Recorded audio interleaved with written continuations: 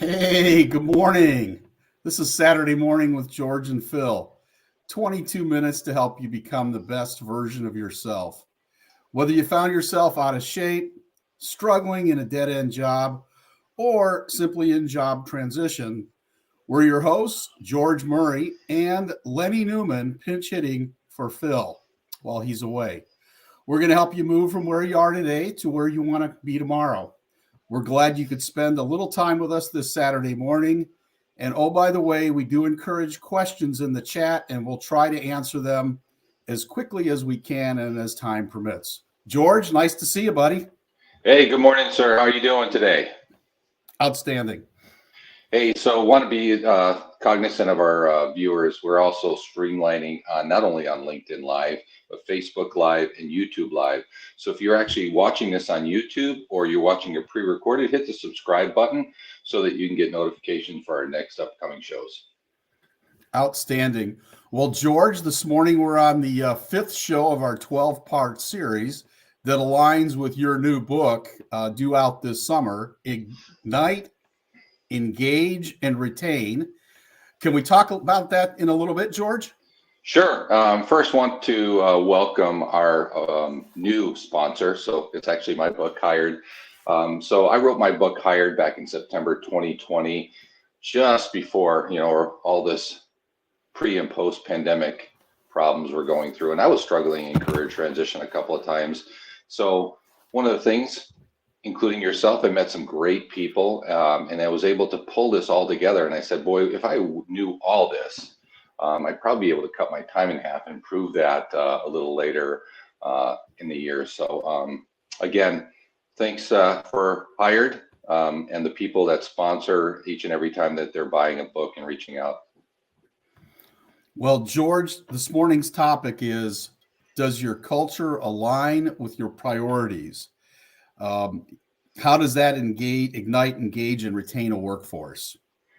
Yeah, so one of the things that I find my passion about writing books is there's always a gap in something, right? And so the Ignite, Retain, and Engage process is really, we've been basically seeing a lot of these indicators for more than 10 years. We've talked about, well, employees, the lack of engagement. Well, I found that it's really kind of stemming from leaders not engaged, especially through pandemic, sitting in offices, hybrid workforces, how do I engage, et cetera. So one of the things that we're looking at is how, if I'm in that particular situation and we're seeing turnover, what are some of the simple but, really empowered ways that I can get that back on track? So George, what can a leader or a business owner do, to gain this alignment? I'm kind of curious by that. Well, they can turn around and make sure that their goals are set clear and they are communicated well.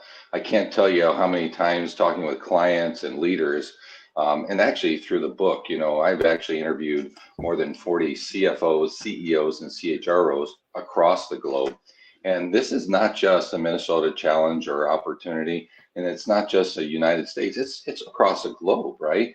And so I need to be able to find ways to make sure that my team's aligned, they have a clear message, they have an escalation path, and they make sure that when that escalation path happens, there's no retaliation. Hey, we want to hear those particular issues so that we can turn around and drive the results in the business and retain employees. But I also want to make sure that we don't turn around and go off and bring another subject matter expert to the show. Eric Thurwanger, we want to welcome Eric to the show, and welcome back, Eric. Eric is the founder of Think Great. He's the author, more than many times than I have been an author, speaker, coach, and a loyal veteran. So welcome to the show, Eric. Hey, George. Hey, Lenny. Thanks for having me back. Absolutely. Eric, it's great to see you this Saturday morning. I'm sure we're going to get into all sorts of details because I've enjoyed your talks and your networking presentations over the past couple of years. But just out of curiosity, what causes companies and teams to be misaligned on their priorities? And when they are misaligned, what are your thoughts on profit, sales, and engagement? So, we could do a show on almost everything you just mentioned, right? Maybe we could probably do a series on everything you mentioned, but let's just talk about priorities. In my leadership book, The Leadership Connection, I have an entire section of the book dedicated to priorities. It's called Elevate Priorities. And there's 3 chapters in there that teach people how to do it. What I found in the workplace is that there's this mindset that everything's a priority. And when everything's a priority, nothing is.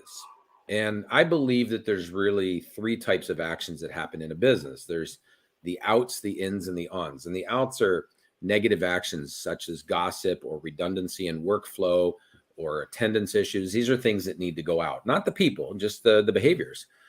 So if we can get rid of our outs, that narrows it down to the ins and the ons. And the ins are important tasks. These are things that have to get done. But then there's this elusive section of actions called ons. And when we work on the business, these are the things that help us to elevate. And what I found in most businesses, they're not scheduling their priorities. And so they're dealing with the outs, they're working on the ins, and then the ons, the priority objectives tend to get put to the side.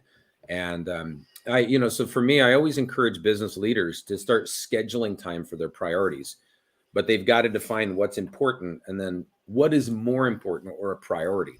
And so by the first step is really identifying those priority items and how to schedule them in. Hey, Eric, question, when you go in and helping business leaders or businesses, how much of those challenges are centered around trust or the lack thereof? I think that trust has always been a factor. You have to trust people as you're hiring them and they're joining your team during the onboarding program. You're building levels of trust. I think pre-pandemic trust was important. I think post-pandemic trust is a priority. And I believe that we as leaders have to, what I call, come across the doorway. We have to have the at the doorway mindset that when we come across that doorway and enter the workplace, whether it's in person or virtual, we have to be aware that we need to build levels of trust right now.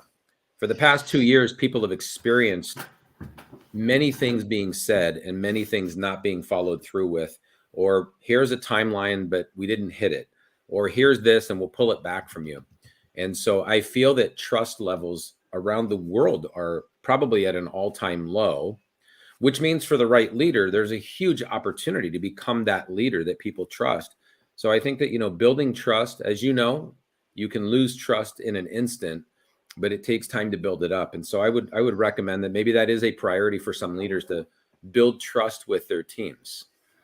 So Eric, speaking of leaders and building trust, obviously you're interacting with all sorts of business owners all over the country. What are some of the ways that you've seen that you can share with our viewers that leaders have, shall I say, gained trust back or solidified the trust that they already have?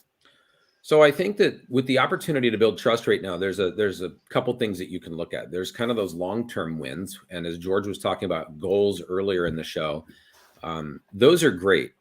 But there's also the short-term goals, which you can have some short-term wins. And I think that that's what people need right now. We had a 2-week pandemic, right? We had a 2-week flatten the curve that turned into 2 years.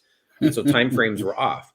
Right now, leaders can actually take timeframes, set some small goals, and as they have those wins and those successes, they can start building trust with the team. So if Lenny sets a goal, and in the next 90 days, we're going to accomplish this, we're going to get 3 new accounts, we're going to eliminate redundancies in workflow, we're going to enhance our culture. As he gets those small little wins, people start to trust again. I think in some companies, goals are set, goals are missed, and then when the next goal is set, it creates an environment or a culture where people go, here we go again. And if you have the here we go again, you don't have the trust, or at least the belief level in the leader. So I think looking for the small wins right now are huge. We need as many wins as we can get right now. So smaller goals, not as lofty goals, so we can build some confidence with wins. Yeah, and those smaller goals can actually tie into the bigger goals, right? Because if you have a 3 or 5 year goal, then it makes sense that everything you're doing in the next 90 days to 1 year aligns with that. And that they're actually in alignment with the goal that you set for the longer range trajectory. Makes sense. Yeah. Hey, Eric, one of the challenges I'm sure that I hear a lot as well, is a lot of people are stretched thin through going through this great resignation. And what was it, like 4.5 million people just quit their job last month, as an example. One of the things I've heard is creating a culture of accountability. And this is not just on your top performance. Can you tell a little bit about how that creates alignment and making sure priorities are met? So, when I talk about priorities, I talk about it in three chapters. And the first chapter is raise expectations. So we got to raise the bar. The next chapter is delegate with a purpose, because when you raise the bar, there's going to be more work to do. So you delegate that out. And the way that you hold it all together is accountability. I think a lot of people have a misunderstanding of what accountability is, or at least they experience it different from another company. And so sometimes they come into your doorway with a little baggage from the last company. And accountability, to me, if you look it up in the dictionary, the majority of the definitions have the word responsibility in there. And so when we're accountable, we're responsible. When we phrase it like that, people know, yeah, I should be more accountable. The biggest problem with accountability, and you're 100% right, we should create cultures that are highly accountable to each other. But the biggest problem with accountability is when people are managed, they tend to feel micromanaged when it comes to accountability. That somebody's just checking up on me, somebody doesn't trust me, and so they want to know what I'm doing. What we've done and what we help our clients to do is redefine accountability as course correction or tracking. And when it's coming from a leader, it's different. So if we're tracking our way to the goal, then we're going to course correct. And I think that it builds up just higher levels of trust, belief level, support. When you have accountability done right, like if you and I are accountable to each other, George, that should be a partnership. It shouldn't feel like micromanagement. And so we define it with businesses as a partnership. So if they're not feeling a partnership, they're probably not doing accountability at its best, possible execution.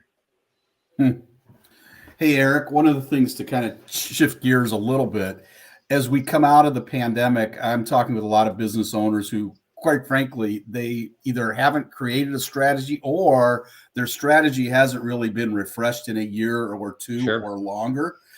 They've simply been successful with, shall I say, being tenacious, brute force, or willing it to occur. How would you suggest somebody start to develop a strategy? So I think strategy, again, we're going to look at time frames. Are they looking at a strategy to finish up 2022? Or are they looking at a strategy for the next 3 to 5 years? Either way, they should align, because you don't want to head in one direction for 2022, but the other direction was for 2025. And so I think that what I always ask businesses to do when we first sit down to do any form of strategic planning or thinking is I always ask a very simple question. Can your business be greater? And they always say yes. It'd be weird if they said, no, we're as good as we'll ever get. So then I have a follow-up question. So here, we'll role play. Lenny, can your business be greater? Oh, absolutely. Okay, so then that gives me permission to ask the next question. And usually I'll hand out a napkin, just a napkin. And I'll say, how? Just write on the napkin, how can your business be greater? And so what we want to do is have a strategy for greatness, not a strategy for status quo, which you don't need a strategy for that, right? You're just already doing it. And so we've got to get them to ask those questions. And the napkin exercise is very powerful. And it starts the strategic planning side of things on a very simple tool called a napkin. And you can match it up with a pen and just jot some ideas down. So when they say our company can be greater, they're probably going to list things. We could be greater this year by doing this, and the next 2 years by doing this, 3 to 5 years. And then you start to build the goals around those levels of greatness. And I think people just overcomplicate strategic planning. They overcomplicate it and then they avoid it. And right now is the best time to set some new strategies with your team because we have been on kind of this cruising mode through the pandemic, if you will. We've been operating in a fog. And some people in a holding tank, if you will. And so now is the time. We're in this great new era.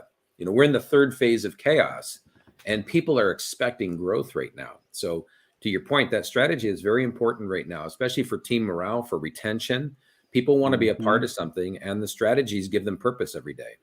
And it sounds like you're advocating simplicity. Don't overcomplicate it. Don't overthink it. Just make it simple. And I love your napkin example. That's perfect. How simple is that? Grab a napkin, grab a pen, and let's chat. And everybody should have access to napkins. And if they don't, there's your first strategy. Get that man a napkin. like we've identified an issue. Hey, we need napkins. We're missing pens. All right. Hey, so Eric, on the kind of a same line, I know I actually had the opportunity to see you speak last month, over 250 people at that show. And you're talking about Unleash the Business Warriors. And can you tell us a little bit about that and how you're helping these business leaders overcome the challenges of this post-pandemic? Yeah. And thank you for being there, George. I appreciate it. And we got an awesome testimonial from you at the end. So thanks for being on video for us. Like I said earlier, you made the director's cut and you're in our sizzle reel. There's 3 phases of chaos. The pandemic was one chaos. Chaos could be anything from combat. Chaos could be health issues. Chaos could be anything.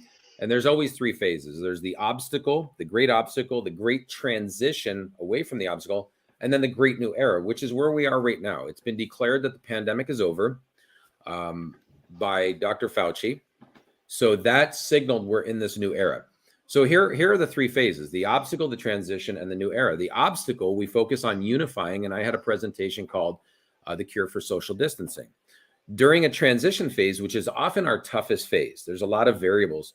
We focused on breakthroughs. So I had a presentation called Transition Breakthroughs. When the new era hit, we needed a new focal point. So you've got unification, you've got breakthroughs, and the new focus in the new era is growth. And so in order to have growth, exponential growth, you have to unleash your business warrior. And so I created a presentation, which is becoming my 8th book. And I'm writing it now, and I'm loving it like you, George. I love the writing process. But I started to realize that in the workplace, there are people that go all in. And there are people that do not. There are people that go above and beyond. And then there's people that get right to the line of expectation or just below. What I started to realize in every business is that there's business workers. Those are people that show up to work. And there's business warriors. And those are people that show up to win. And there's a smaller percentage, obviously, of business warriors. And what we need to do is help unleash them in our business. And then they impact everybody. And so, we served in the military, and it's a very small percentage of people in this country that serve.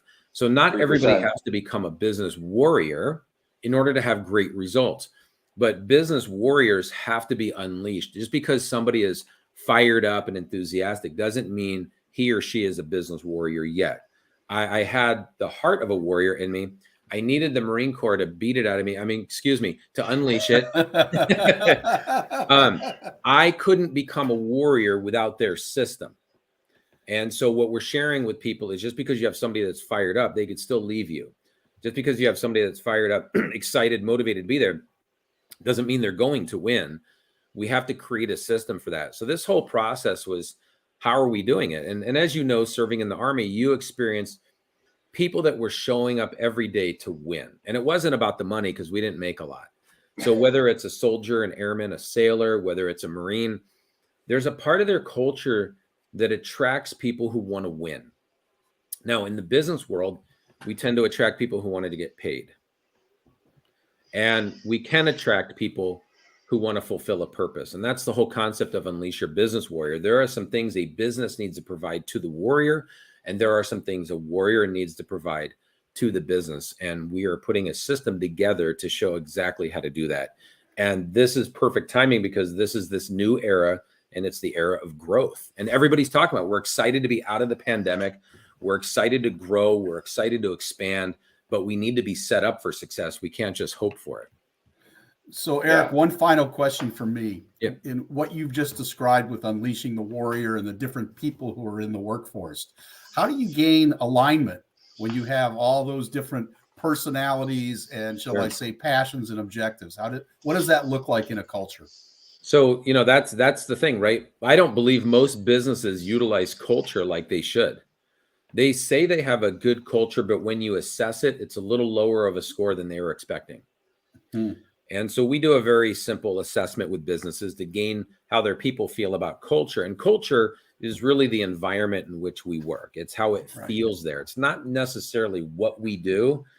It's more of how it feels when we enter the workforce, in that workplace. So we can feel culture. I feel that the military has done a great job of building culture, finding people to fill that culture, and that creates an alignment. But they know their mission, they know their vision, they know their core values. In the business sector, we're lucky to find business leaders who even know what their mission statement is, their vision statement is, or their core values. They may acknowledge they have them, but they can't tell you what they are. So we start to see gaps in culture stemming from their identity. You know, when I was in the Marines, they had 3 core values: honor, courage, commitment. I got out of the Marines in 91. I still remember them because they talked about them all the time. We have 3 core values at Think Great: passion, integrity, and excellence. Pie, because I love pie. But that's for another. Who doesn't love pie? I know, right? But when I go into a business, the napkins. Pie and I know, right? You could have a slice of pie and build strategy at the same time on that napkin. I mean, come on, don't miss an opportunity. But in most businesses, though, Lenny, when I go in and I said, "Do you have a mission statement?" half of them say yes, but they can't tell you what it is. Well, and say, you know, it's so spot on, because one of the things that I'm firmly, committed to, I want to hang with people who I know, like, and trust. That's literally where I want to be. And to me, that's just how I think of a good culture. Know, like, and trust. I feel that your culture has to help you to support that mission, that those priorities that you have. But if people don't know the mission statement, if they don't know the vision, where the company is going, if they don't know the core values, what's most important to them, you're going to lack that alignment. Agreed. George, final thoughts, questions? No, like I said, we could talk about this with Eric for probably another hour and go down into the weeds, but we only have 22 minutes. But I do want to thank you again, Eric, for coming back on the show and talking about how your culture can align with your priorities. Yeah. Thank you, gentlemen. I appreciate it. And hope to see you both at my next event on June 23rd. We're doing the encore presentation of Unleash Your Business Warrior, and we're expecting 300 people there this time. I'll be there this time. Awesome. You got a special sponsor too, right? We have, oh my gosh, we're so blessed with our sponsors, but our newest one is 830 WCCO, their news talk show. So they are going to be there, and Vanita Sakar is going to be emceeing our event. So she's their morning show host, and we're very, very excited about that. Yeah. So it's continuing to expand, and we're unleashing more business warriors around the world. Amen. Hey, thank you, gentlemen. Eric. Always great to see you guys. Thank you. Wow. So we first want to thank Eric. If you are in the Minnesota area on June 23rd, reach out to Eric and try to get into this group. I said in on it last month. It was really empowering. So we want to thank Eric and all the folks at Think Great for helping businesses and professionals think great. So George, 2 weeks from today, our next show, May 21st, we'll be continuing along the track with your book, 6-part of a 12-part series based on your book. Mark your calendar, May 21st. Yeah, so we're 50% of the way there through the chapters, and the book's coming along, probably going to the final edit this weekend. Hope all T's crossed, and hopefully get it out there by the end of June. Slightly delayed, but a lot of things going on. So mark your guys' calendar. Look forward to seeing you guys. So George, here we are at the end of another show. Until next time, have a great weekend, everybody. Thanks so much for sharing your morning today with George and me. And remember to achieve forward and get better.